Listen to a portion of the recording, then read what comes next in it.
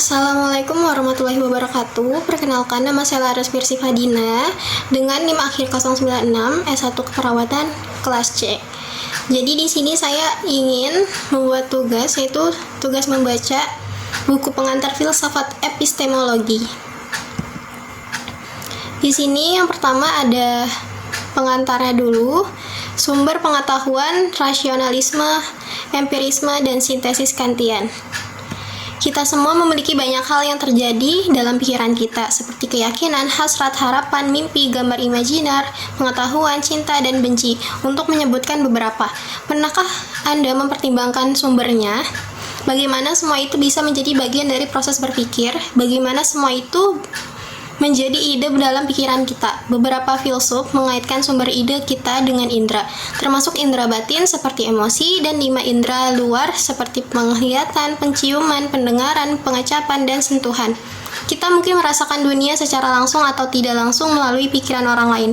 Beberapa filsuf bahkan mengklaim bahwa semua ide kita harus berasal dari indera kita.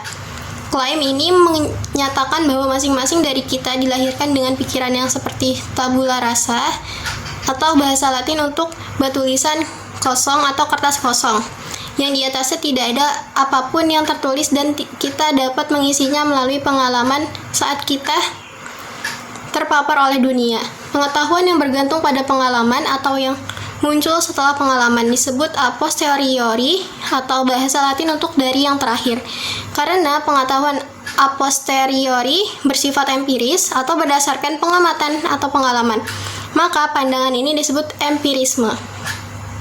Yang berlawanan dengan empirisme adalah rasionalisme, pandangan bahwa akal adalah sumber utama pengetahuan. Rasionalis mempromosikan pengetahuan matematis atau logis sebagai contoh paradigma.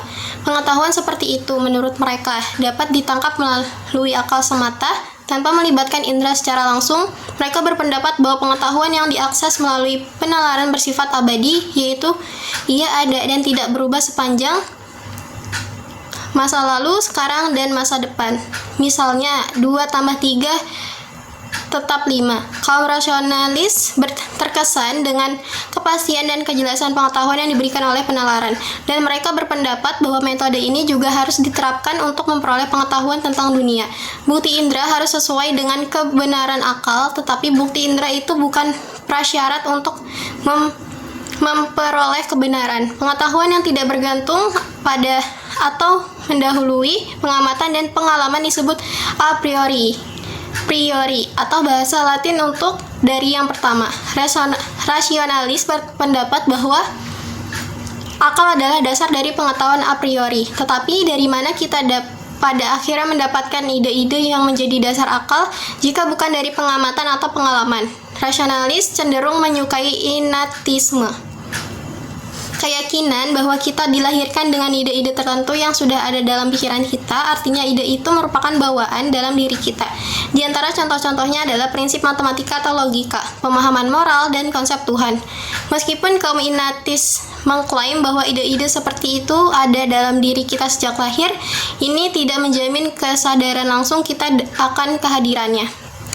Akal adalah fakultas yang memungkinkan kita untuk menyadari atau mengaksesnya. Berikut ini ide-ide bawaan dengan demikian menjadi dasar dari model rasionalisme. Penekanan rasionalisme terhadap pengetahuan a priori. Filsuf Prancis René Descartes 1596 sampai 1650 dan filsuf Jerman Gottfried Wilhelm Leibniz 1646 sampai 1716. Dua pemikir rasionalis yang penting mendukung keberadaan ide-ide bawaan dan realisasinya melalui akal. Mereka berpendapat bahwa kebenaran yang diungkapkan oleh ide semacam itu bersifat abadi, niscaya, dan universal. Bagi Descartes, ada berbagai cara yang melaluinya kita memperoleh pengetahuan. Beberapa ide bersifat bawaan, beberapa bersumber dari luar, dan beberapa yang lain dibuat oleh kita. Descartes memberikan contoh gagasan tentang Tuhan sebagai ide bawaan dalam diri kita, serta gagasan tentang keberadaan seseorang. Pada tahun 1985, meditasi ketiga. Menurut Descartes, Ide-ide bawaan seperti kebenaran geometri dan hukum logika diketahui melalui akal terlepas dari pengalaman, karena pengalaman hanya memberi kita. Plato sekitar 428-347 sebelum Masehi dapat diperlakukan sebagai pendahulu rasionalisme. Dalam dialognya, Plato menunjukkan bagaimana ide-ide bawaan dapat diwujudkan melalui akal sekitar 380 sebelum Masehi 2009. Dalam dialog ini, karakter utamanya yaitu Socrates berdasarkan guru kehidupan nyata Plato, melibatkan seorang budak laki-laki dalam diskusi. Melalui serangkaian pertanyaan dan jawaban pendekatan yang dikenal sebagai metode Socrates menarik bukti dari anak laki-laki itu tentang kuadrat. Plato berpendapat anak laki-laki itu tidak belajar sesuatu yang baru. Sebaliknya, pertanyaan-pertanyaan itu hanya mendorong anak laki-laki itu untuk mengingat kembali pengetahuan yang dimilikinya sebelum lahir saat masih berupa jiwa tanpa tubuh. Oleh karenanya, ide-ide bawaan itu seperti kenangan yang terlupakan, kita mungkin tidak menyadarinya. Ini adalah doktrin pengingatan. Plato atau sebagaimana para sarjana menyebutnya. Dalam beberapa tahun terakhir, beberapa ahli bahasa menganggap teori bahasa Noam Chomsky sebagai versi ilmiah modern dari rasionalisme. Meskipun mungkin lebih tepat digambarkan sebagai Kantian. Chomsky 1975 berpendapat bahwa pikiran manusia mengandung struktur bawaan yang bertanggung jawab atas kapasitas kita untuk memproses bahasa. Ini karena paparan kita terhadap bahasa itu sendiri tidak cukup untuk menjelaskan kemampuan kita untuk berbicara dan memahami orang lain. Dia mengklaim bahwa kemampuan bawaan ini bersifat universal di semua budaya, yang menegaskan kembali klaim Ignatius awal bahwa universalitas merupakan indikator bawaan. Contoh-contoh tertentu yang darinya pikiran menemukan ide-ide universal yang mengandung di dalamnya. Oleh karenanya, ide-ide itu bersifat a priori. Ide-ide bawaan Descartes telah dibandingkan dengan informasi yang tersimpan dalam sebuah buku. Ide-ide ada di dalam diri kita, meskipun tidak selalu hadir di pikiran. Begitu kita mulai membaca buku itu, isinya mengungkapkan dirinya kepada kita, sama seperti penalaran mengungkapkan ide-ide bawaan kita kepada kita. Dengan kata lain, hanya melalui pembacaan atau pemikiran yang cermat kita dapat memahami ide mana yang bersifat bawaan dan mana yang datang kepada kita dari tempat lain. Leibniz menyebut ide bawaan sebagai prinsip, sebagaimana Descartes. Leibniz berpendapat bahwa prinsip-prinsip diakses oleh akal. Sifat universal dari kebenaran matematis misalnya tidak diungkapkan oleh indera, adalah fakultas akal yang memperoleh kebenaran universal dari contoh-contoh individual. Leibniz berpendapat bahwa kumpulan contoh yang didasarkan pada indera tidak dapat membawa kita ke kebenaran yang niscaya. Pada saat yang sama juga jelas bahwa kita dapat memahami banyak kebenaran yang niscaya seperti matematika. Oleh karena itu, pikiran adalah sumbernya, yang berarti kebenaran-kebenaran ini ada secara bawaan. Namun, ide bawaan bukanlah pemikiran yang lengkap bagi Leibniz. Dia berpendapat bahwa pikiran kita terstruktur sedemikian rupa sehingga ide atau prinsip tertentu akan muncul pada kita begitu didorong oleh indera, meskipun ide atau prinsip itu tidak berasal dari indera. Ide dan kebenaran ada dalam diri kita pada awalnya sebagai disposisi atau kecenderungan daripada sebagai pikiran sadar yang aktual. Menentang pengetahuan a priori dengan menolak ide bawaan. Klaim kaum empiris bahwa semua pengetahuan kita berasal dari pengalaman sangat kontras dengan konsep ide bawaan. Bagi kaum empiris, semua pengetahuan bersifat a posteriori, artinya diperoleh melalui atau setelah pengalaman. John Locke 1632 sampai 1704, seorang filsuf empiris Inggris, mengadopsi dua pendekatan untuk mempertanyakan ide-ide bawaan sebagai dasar dari pengetahuan a priori. Pertama, ia menunjukkan bahwa ide-ide bawaan didasarkan pada klaim yang meragukan. Kedua, bersama dengan empirisme Skotlandia David Hume 1711 sampai 1776, Locke menunjukkan bahwa empirisme mampu menawarkan teori pengetahuan yang lebih baik melalui pengetahuan a posteriori. Locke Locke memulai dengan mempertanyakan sifat universal dari ide-ide bawaan. Dia menentang klaim bahwa ide bawaan hadir dalam diri kita semua dengan mencatat bahwa anak-anak yang cukup muda dan orang dewasa tanpa pendidikan yang diperlukan tidak memiliki konsep tentang Tuhan atau pengetahuan tentang prinsip-prinsip logika atau matematika. Oleh karena itu, tidak berdasar jika mengatakan bahwa ide bawaan bersifat universal. Melalui pengalaman dan pengamatanlah kita memperoleh ide-ide seperti itu. Artinya ide-ide itu bersifat a posteriori. Di sini Leibniz membela pandangan innatis dari keberadaan Locke dengan menunjukkan bagaimana anak-anak dan orang yang tidak memiliki pendidikan yang diperlukan mampu menggunakan prinsip-prinsip logika dan matematika dalam kehidupan sehari-hari mereka tanpa memahami apa itu prinsip logika dan matematika atau tanpa mampu mengartikulasikannya dalam kata-kata.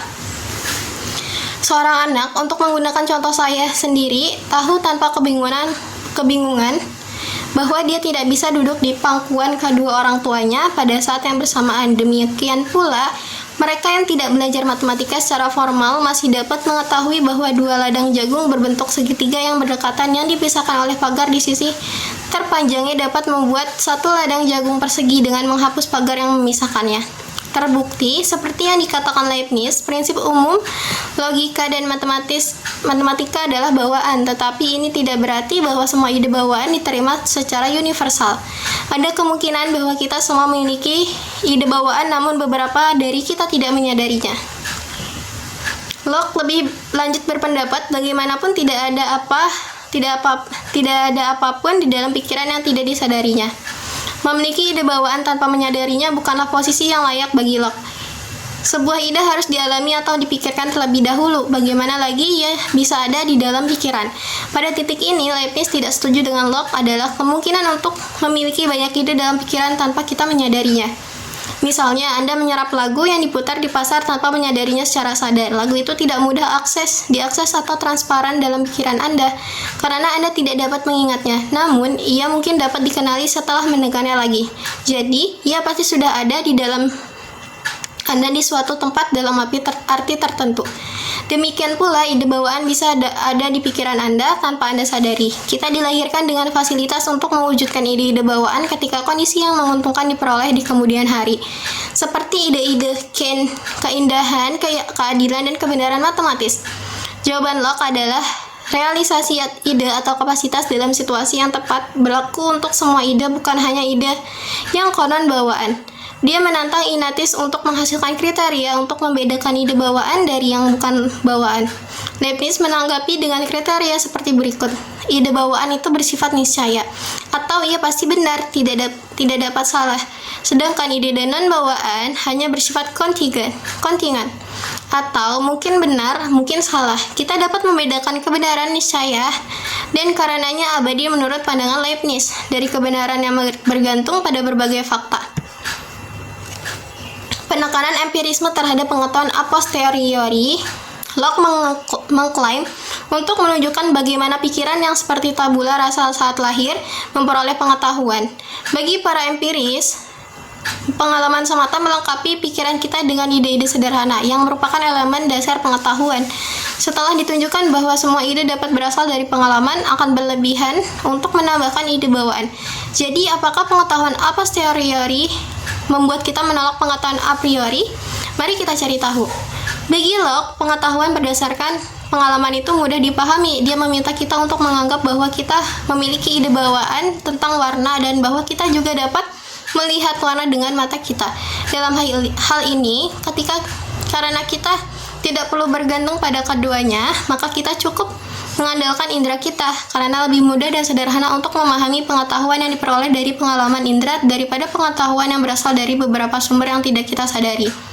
Di sini Locke menerapkan prinsip pisau cukur Ockham yang menunjukkan bahwa sebisa mungkin kita harus mengadopsi penjelasan yang bersederhana daripada yang rumit. Penjelasan sederhana memiliki kelebihan berupa kurang rentan terhadap kesalahan dan lebih ramah terhadap pengujian daripada penjelasan yang rumit yang tidak menambah nilai penjelasan. Pertanyaan berikutnya adalah apakah pengetahuan a posteriori saja memberi kita pengetahuan yang memadai tentang dunia? Mari kita ambil contoh mengalami dan dengan demikian mengetahui bunga seperti mawar. Saat kita mengalami mawar, warna, tekstur, dan aromanya yang khas adalah ide-ide yang melaluinya kita menjadi sadar akan objeknya. Tetapi ketika kita tidak mengalami atau merasakan bunga mawar, kita masih bisa memikirkannya. Kita juga dapat mengenalinya saat berikutnya. Kita melihat bunga tersebut dan mempertahankan keyakinan bahwa bunga itu berbau manis, indah untuk dilihat, dan lembut untuk disentuh. Ini menunjukkan bahwa selain penginderaan, kemampuan untuk membentuk konsep tentang objek yang kita temui sangat penting untuk mengetahui dunia. Pengalaman juga memungkinkan kita membayangkan apa yang tidak kita alami secara langsung seperti Putri Duyung. Imajinasi semacam itu dimungkinkan karena kita telah mengalami secara langsung bagian-bagian berbeda dari objek imajiner ini secara terpisah.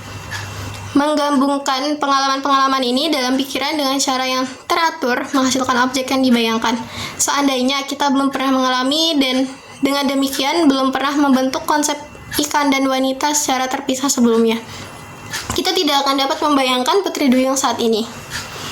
Pertimbangan ini mengarahkan Locke untuk mengategorikan semua pengalaman indera kita ke dalam ide sederhana dan ide kompleks. Ide sederhana adalah ide dasar dan tak terpisahkan seperti ide warna merah. Ide kompleks dibentuk oleh pikiran, baik dari lebih dari satu ide sederhana atau dari kesan kompleks. Ide-ide kompleks dapat dibagi karena mereka memiliki bagian-bagian, contohnya termasuk jalan emas, tentara, dan alam semesta. Ide atau konsep saya tentang suatu objek, entah sederhana atau kompleks, pada akhirnya dapat ditelusuri kembali ke kesan indera yang terkait.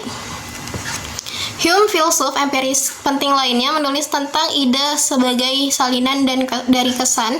Kesan itu gamblang dan hidup, seperti yang diterima langsung dari pengalaman indera. Hume juga memungkinkan kesan batin termasuk kecemburuan, kemarahan, dan sebagainya. Ide adalah salinan mental atas kesan ke dalam atau keluar yang menjadikannya samar atau lemah. Atau coba bandingkan pengalaman persepsi dengan mengingatnya dari ingatan. Hume berpendapat bahwa saat tidak ada kesan, tidak akan ada ide. Seorang buta tidak dapat memiliki ide tentang warna menurut Hume. Seseorang tidak dapat dilahirkan dengan ide-ide yang tidak berasal dari kesan apapun, jadi tidak ada ide bawaan bagi Hume. Namun dia setuju bahwa kecenderungan kita untuk menghindari rasa sakit atau untuk mencari banyak kesenangan dan keinginan kita itu bersifat bawaan. Di sini saya berpendapat bahwa bahkan kecenderungan ini didasarkan pada kesan indrawi kita dan ide-ide terkait yang kita bentuk dari kesan itu. Kecenderungan mental untuk berulang kali mencari kesenangan atau menghindari rasa sakit datang kepada kita hanyalah setelah kejadian pertama terpapar salah satu sensasi itu. Berbeda bagi Descartes bahwa ide tentang Tuhan termasuk pengetahuan a posteriori bagi Hume, karena tidak seorang pun dari kita yang mengalami Tuhan secara langsung. Menurut Hume, tidak ada kesan tentang Tuhan yang tersedia bagi kita untuk membentuk ide yang sesuai. Dalam pandangan Hume, imajinasi kita membentuk ide ini dengan memperluas pengalaman kita tentang kualitas baik yang dimiliki oleh orang-orang di sekitar kita. Mengingat bahwa bahkan ide tentang Tuhan dapat diturunkan dari kesan-kesan indrawi. Ini memberikan dukungan lebih lanjut pada klaim empirisme bahwa semua ide kita bersifat a posteriori. Mengingat bahwa bahkan ide tentang Tuhan dapat diturunkan dari kesan-kesan indrawi. Ini memberikan dukungan lebih lanjut pada klaim empiris bahwa semua ide kita bersifat a posteriori. Oleh karena itu, menurut Hume, klaim rasionalis tentang keberadaan ide-ide bawaan dan pengetahuan a priori itu keliru. Kekurangan teori tabula rasa. Kelemahan teori tabula rasa kaum empiris dapat terungkap jika kita dapat menunjukkan bahwa tidak semua ide kita berasal dari kesan yang terkait. Namun, ini tidak berarti kita harus kembali ke teori rasionalis tentang ide bawaan, seperti yang akan kita lihat. Rencananya adalah menjajaki alternatif ketiga. Kehadiran konsep-konsep umum dalam pikiran kita menunjukkan bahwa tidak selalu ada hubungan satu-satu antara ide dan kesan indrawi yang terkait. Misalnya, kita melihat berbagai contoh warna biru di sekitar kita, dan dari contoh ini kita membentuk konsep umum tentang biru. Konsep umum ini tidak disalin dari satu kesan tertentu tentang biru, bahkan dari corak tertentu warna biru. Kita juga memiliki konsep abstrak seperti keadilan, kebaikan, dan keberanian yang tidak dapat dilacak ke kesan indrawi yang terkait. Dalam kasus seperti itu, kita mengalami tindakan atau contoh keadilan, kebaikan, dan keberanian yang berbeda. Tetapi jika konsep-konsep abstrak itu disalin dari kesan tertentu, maka hanya contoh-contoh ini dan bukan konsep itu sendiri yang akan ada dalam pikiran kita. Oleh karenanya, konsep itu dibentuk atau dipahami daripada disalin. Demikian pula konsep-konsep relasional seperti di atas, di antara, sama, dan sejenisnya diwujudkan. Bukan dengan menyalin kesan-kesan yang terlibat. Faktanya tidak ada kesan sama sekali yang terkait dengan konsep rasional ini. Kita malah menerima kesan tentang objek-objek partikular yang ada dalam hubungan seperti itu. Kucing duduk di atas tikar, Selat Inggris yang terletak di antara Britania Raya dan Eropa Daratan, 1 dikurangin 1 sama dengan 0, dan seterusnya. Singkatnya, pembentukan konsep umum, abstrak, dan relasional dalam pikiran kita menunjukkan bahwa aliran kesan yang tidak terputus tidak akan membentuk semua ide yang kita miliki. Alih-alih ini mensyaratkan bahwa sejak lahir, pikiran setidaknya sebagian dilengkapi dengan struktur atau arsitektur yang memungkinkannya memahami kesan mentah yang diterimanya, dan untuk membentuk konsep yang di dalamnya tidak ada korespondensi satu-satu antara kesan dan ide.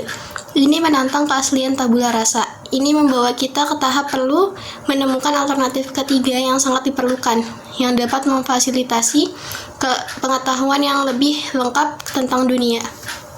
Ini memerlukan persilangan antara a priori dan a posteriori, atau rekonsiliasi keduanya.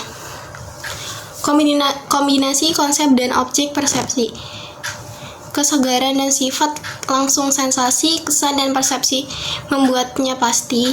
Mari kita secara singkat membongkar ide ini. Pertimbangkan apakah kita bisa salah tentang sensasi kita. Secara umum dianggap bahwa sementara kita bisa salah tentang seperti apa dunia ini, kita tidak bisa salah tentang fakta bahwa kita memiliki sensasi tertentu. Bahkan jika Anda sedang bermimpi detik ini dan tidak ada buku nyata di depan mata Anda tidak dapat menyangkal bahwa Anda mengalami sensasi tertentu yang menyerupai halaman putih dan font hitam dalam bentuk kata-kata. Oleh karenanya, sensasi itu pasti dan tidak dapat meragukan bahwa ia ada. Namun, ada kemungkinan bahwa terkadang kita tidak yakin bagaimana mengkarakterisasi sensasi tertentu. Misalnya, Anda mungkin melihat mobil yang mencolok dan tidak yakin apakah warnanya hijau metalik atau abu-abu. Jadi, Anda mungkin mengalami kebingungan dalam menggambarkan sensasi Anda, tetapi itu tidak memengaruhi kepastian dan keraguan sensasi itu sendiri tentang apa yang ada di sini dan saat ini untuk Anda. Filsuf Jerman Immanuel Kant 1724 sampai 1804 berpendapat bahwa agar persepsi kita masuk akal bagi kita, persepsi itu harus diterima ke dalam konsep yang ada di dalam pikiran kita. Struktur pemahaman ini memungkinkan pikiran kita memproses kesan yang kita alami. Kecuali berbagai sensasi mentah yang kita terima dari pengalaman diklasifikasikan ke dalam kategori pemahaman yang berbeda, kita tidak dapat memahaminya. Misalnya, pikiran harus memiliki kemampuan untuk setidaknya mengenali apakah dua sensasi itu serupa atau berbeda.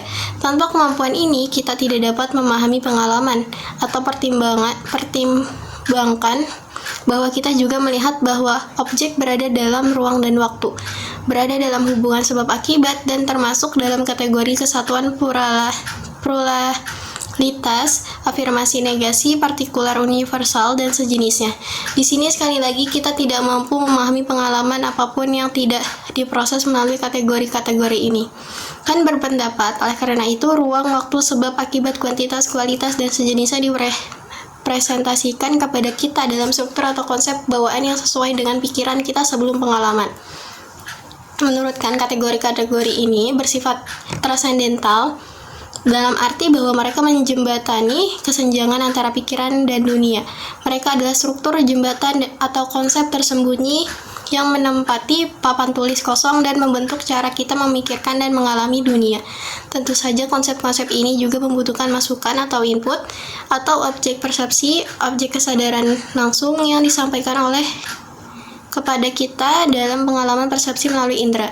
Seperti pandangan Kant yang terkenal diungkapkan, objek persepsi tanpa konsep itu buta dan konsep tanpa objek persepsi itu kosong. Sejauh ini kita telah melihat melalui berbagai tahapan bahwa rasionalisme dan empirisme tidak lengkap.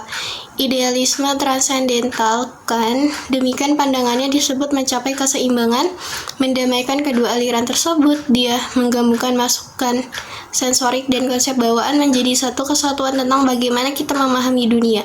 Sebelum kita mengakhiri bab dengan langkah terakhir dalam pendekatan Kant, mari kita kembali ke Descartes dan Hume, sekali lagi dua filsuf yang paling memengaruhi Kant. Pengetahuan sintetik a priori. Descartes berpikir bahwa akal saja dapat memberikan kepastian bagi semua pengetahuan manusia.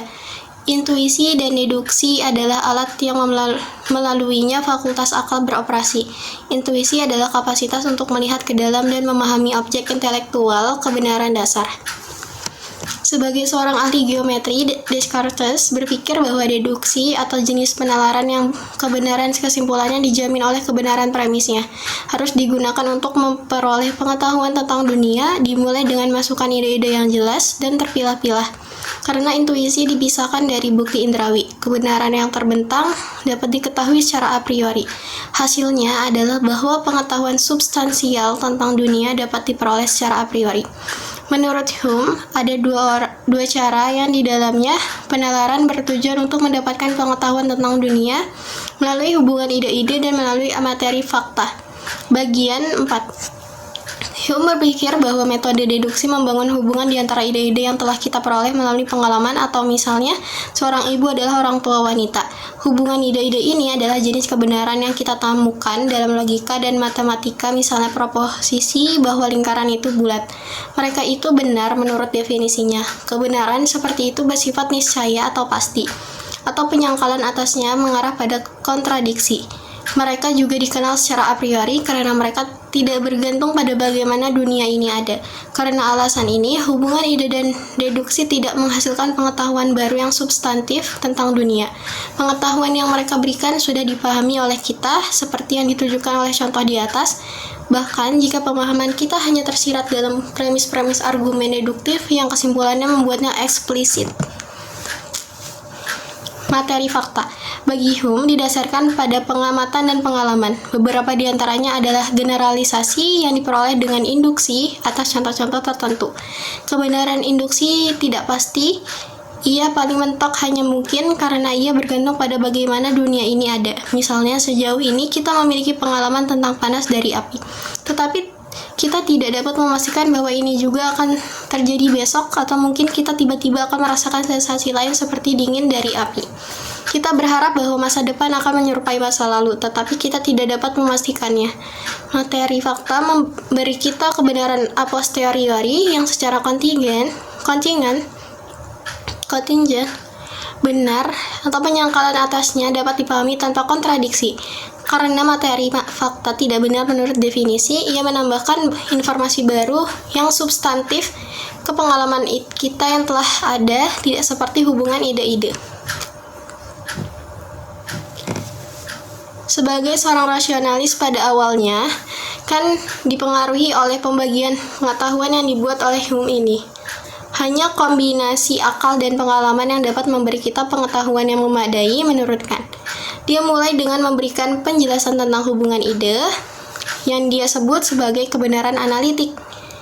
Dalam kalimat yang menyatakan kebenaran analitik, predikat sudah terkandung di dalam atau merupakan arti dari subjek. Misalnya, pada kalimat lingkaran itu bulat, predikatnya bulat, subjek sudah terdapat pada subjek lingkaran. Contoh lain yang lumrah dalam kalimat bujangan adalah pria yang belum menikah. Predikat pria yang belum menikah adalah arti dari subjek bujangan. Kita tidak dapat menyangkal kebenaran seperti itu tanpa kontradiksi. Kalimat seperti itu selalu benar, yang berarti bahwa ia benar terlepas dari bagaimana dunia ini ada. Karena kita tidak perlu memeriksa dunia untuk mengetahui apakah ia benar, kebenaran analitik dapat diketahui secara a priori. Ken mengistilahkan materi fakta dengan kebenaran sintetik. Predikat tidak terkandung di dalam subjek dan juga bukan arti dari subjek. Kebenaran sintetik tidak benar menurut definisi. Dengan demikian, masuk akal bahwa kebenaran sintetik didasarkan pada pengamatan dan karena itu pasti bersifat a posteriori, walaupun seperti yang akan segera kita lihat, Ken berpendapat ini tidak berlaku untuk semua kebenaran sintetik. Misalnya, pertimbangkan proposisi. George, si bujang adalah seorang penulis. Kita memiliki informasi baru di sini tentang orang tertentu bernama George yang menjadi seorang bujang dan penulis, dan pengalaman diperlukan untuk mengetahui hal ini karena lawan dari kebenaran sintetik tidak kontradiktoris, maka ia bersifat kontingent. Ken berpendapat bahwa hanya kebenaran sintetik yang mampu memberikan informasi baru yang substantif tentang dunia. Namun, meski demikian, pengalaman indrawi tidak secara pasif memasuki pikiran kita, tetapi sesuai dengan struktur mental bawaan kita untuk memfasilitasi pengetahuan. Karena struktur ini bekerja secara independen dari pengalaman, maka ia bersifat a priori. Struktur a priori bawaan dari pikiran kita, konsep kita secara aktif terlibat dalam memahami pengalaman kita. Mereka terlibat dengan membedakan dan mengatur informasi yang diterima dalam pengalaman. Tetapi sekali lagi, kemampuan untuk melakukan aktivitas ini mengandaikan bahwa dunia itu sendiri yang memberi kita informasi dan konsep terstruktur dengan cara yang memungkinkan keterpahaman atau intelligibility. Cara-cara tertentu dunia harus terstruktur, ruang, waktu, dan hubungan sebab akibatnya. Misalnya menghasilkan kebenaran substantif tentang realitas. Kebenaran ini berlaku bukan hanya karena makna kata atau bentuk logis dari kalimat. Ia bersifat sintetik dan karena kita sampai pada hasil ini melalui refleksi a priori. Ken berpendapat bahwa kita memiliki pengetahuan sintetik a priori tentang dunia, kategori pengetahuan yang sebelumnya tidak dikenal. Sekarang ditambahkan ke kategori standar pengetahuan sintetik a posteriori dan analitik a priori. Masih ada pertanyaan tentang bagaimana konsep kita membedakan dan mengatur informasi yang diterima dari indera. Tujuan ini dicapai melalui tindakan sintetis. Yang kan maksud sebagai sintetis adalah tindakan menempatkan representasi yang berbeda atau elemen kognisi bersama-sama dan menangkap apa yang bermacam-macam di dalamnya dalam satu kognisi. Ken menjelaskan 3 jenis sintetis. Proses dimulai dengan sintesis pemahaman dalam persepsi, melewati sintesis reproduksi dalam imajinasi, dan berakhir dengan sintesis pengenalan dalam sebuah konsep. Bagi Ken, pemahaman dalam persepsi melibatkan penempatan objek dalam ruang dan waktu. Sintesis reproduksi dalam imajinasi terdiri dari penghubungan berbagai elemen dalam pikiran kita untuk membentuk sebuah gambar. Dan sintesis pengenalan dalam suatu konsep membutuhkan memori pengalaman masa lalu serta mengenali hubungannya dengan pengalaman sekarang.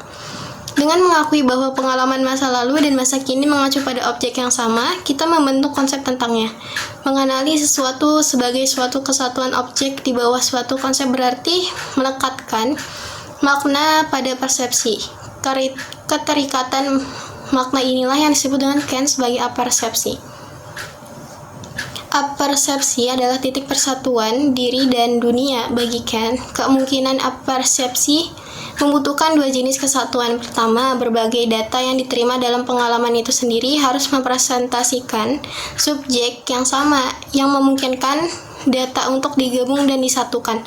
Kedua, data harus digabungkan dan disatukan oleh diri yang bersatu atau yang disebut Ken sebagai kesatuan kesadaran atau kesatuan persepsi. Ken menyimpulkan bahwa karena kesatuan seperti itu, kita semua sama-sama mampu memahami objek publik yang sama dengan cara yang seragam berdasarkan pengalaman pribadi kita masing-masing. Artinya, kita berada dalam kesepakatan tak terucapkan mengenai dunia yang mandiri dari pikiran tempat kita hidup, yang difasilitasi oleh pengalaman subjektif kita, tetapi diatur oleh struktur mental bawaan yang diberikan kepada kita oleh dunia. Singkatnya, teori Ken memungkinkan berbagai pengetahuan sintetik tentang realitas objektif.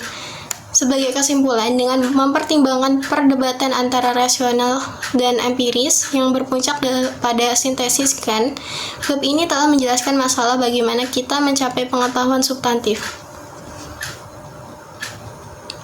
Kotak 1. Revolusi Kopernikan Kant dalam epistemologi.